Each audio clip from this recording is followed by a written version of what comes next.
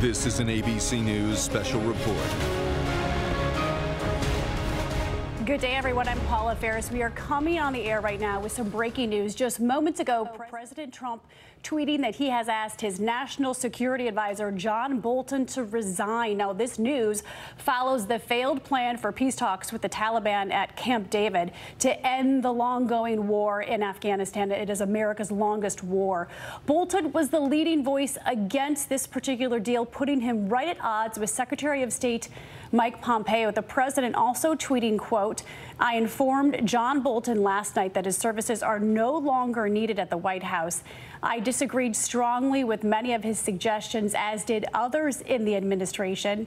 Now, a White House briefing was scheduled for later today involving Bolton, Secretary Pompeo, and Treasury Secretary Steve Mnuchin. This was the Trump administration's third national security advisor, and the president thanking Bolton for his service, saying that he will be naming a new national security advisor next week. We want to get right to ABC's senior national correspondent, Terry Moran, who is in D.C. for us right now. Terry, did this come out of nowhere? Well, this has long been a tension, as you noted, between President Trump, who came to power telling his voters, telling the United States that he wanted to end these long, long wars, and John Bolton, for his generation, the hero of the hawks and conservatives and neoconservatives who advocated a very aggressive projection of American military power around the world. They were at odds from the beginning, but the timing is a surprise, certainly. And John Bolton already responding on Twitter to the president's statement there. President Trump saying he asked for John Bolton's resignation. Bolton has just tweeted, "I offered to resign last night." And President Trump said, quote, "Let's talk about it tomorrow." So the usual drama in the Trump administration. But this is a major shakeup, no question about it. We are told that from people close to Ambassador Bolton, he was the UN ambassador, that he is proud that no bad deals, quote unquote, no bad deals were made while he was national security advisor. A sign there that he opposed President Trump's effort to make a deal with the Taliban, one that President Trump wanted to do and culminate at Camp David until he canceled that earlier this week. So this is no doubt a major shakeup in the Trump White House, and one that now opens the door for a different direction in that revolving door at the National Security Council. Yeah, definitely a rocky relationship, Terry. And again, the third national security advisor, he's preceded by H.R. McMaster as well as Mike Flynn. I want to bring in ABC's chief global affairs correspondent, Martha Raddatz. And Martha, Terry just touched on it. The timing of this is very precarious because President Trump has sent a diplomatic opening with both Iran and North Korea, and now he fires his national security advisor. Exactly, and President Trump knew all along where John Bolton stood on a lot of these international issues. He is a hardliner. John Bolton was at odds with him over Iran, over China, over North Korea. And North Korea, we just had once again last night a test fire of short-range missiles. That's been at least 8 rounds of test-fired missiles since July, when President Trump, in what amounted to little more than a photo op, met Kim Jong-un on the demilitarized zone that divides North and South Korea. But I think the big question now is who comes next. Does President Trump want someone who strictly agrees with him, or will he get some sort of differing opinion? And given what just happened to John Bolton, it may be someone who is more closely aligned to how President Trump views these foreign policy issues. And Martha, any ideas on who that could be? Again, this is his third national security advisor. We've seen Mike Flynn, H.R. McMaster come and go through that office. Any ideas? No ideas at this point. But again, I think President Trump is clearly looking for someone who thinks in the same way he does. John Bolton was very much hardline, don't just trust, verify, was constantly pushing the president on these issues and butting heads. So my prediction is it will be someone a little more in line with the president's thinking. Someone aligned with the president. Martha, thank you. Kira Phillips also in D.C. for us. And Kira, you're at the White House. What are sources telling you about how this all went down?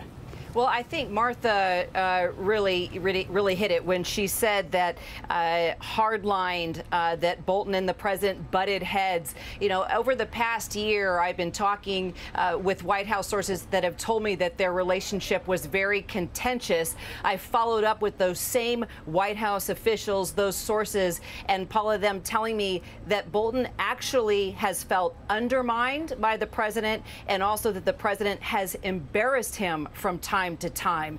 So when you hear Bolton described as a hawk, this is somebody that if he feels embarrassed, if he feels undermined, he's not going to want to stay in this position necessarily. Paula. All right, Kira, Terry, and Martha, thank you for your reporting. Again, just to recap, President Trump has announced that his national security advisor, John Bolton, is out after just over a year and a half on the job. This is his third national security advisor. We're going to return now to regular programming. We will continue coverage on ABC News Live, our 24/7 streaming channel, available on abcnews.com and on all of your devices. Also, we'll have a complete wrap-up on World News Tonight with David Muir. I'm Paula Ferris in New York. Have a great day, everyone.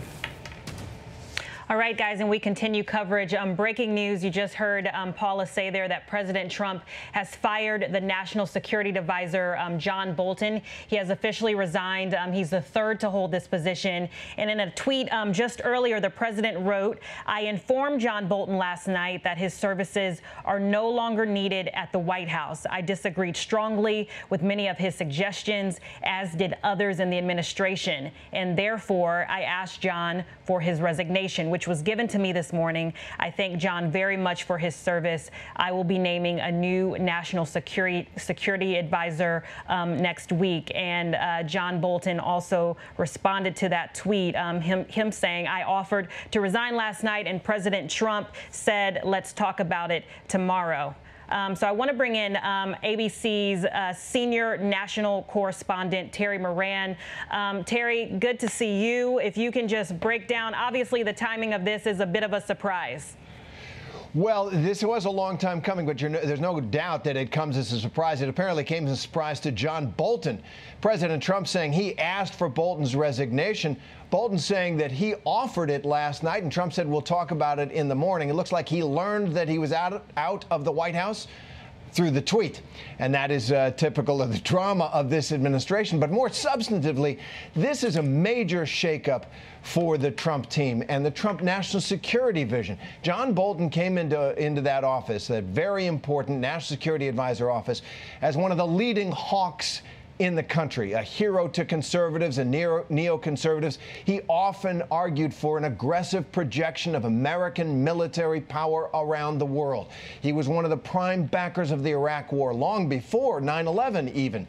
And recently he's been very hawkish on Iran. Confronting Iran over its ambitions and nuclear ambitions in the Middle East. But he never got along with President Trump, who came into office, ran on ending these endless wars. And in fact, it has been said that one of the instructions he gave to his original national security team at the start of his administration, no more wars. So these two men were at odds from the beginning, and it looks like it didn't end well. Yeah, so Terry, can you just talk a little bit about this meeting that was supposed to happen? Bolton was actually against the idea of meeting with the Taliban and withdrawing U.S. forces, and that put him at odds with Pompeo. Exactly. I think that is the trigger here, Kimberly. So the president has made no secret that he wants to do a deal with the Taliban to get the U.S. out of Afghanistan. Now, American national security experts and people in the Pentagon as well don't want to withdraw hastily. But the president saw the opportunity to close that deal in a theatrical and spectacular way with peace talks at Camp David. And that was very difficult for John Bolton to swallow. Camp David, the place where, as Congresswoman Liz Cheney, that was where the United States originally planned its response to 9/11, and no Taliban official should ever go there, she said. That said, John Bolton didn't like the deal that was coming down. The president determined to end the war in Afghanistan as far as America is concerned.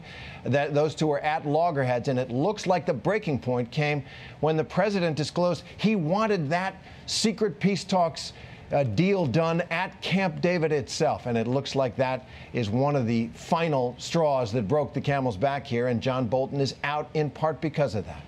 All right, I want to bring in ABC's John Karl, who's on the phone with us. John, I just want to ask you, you've been covering President Trump for this entire administration. What does it mean to have the third national security advisor leave the White House? Well, it is utterly without precedent to have this much turnover at such a critical position.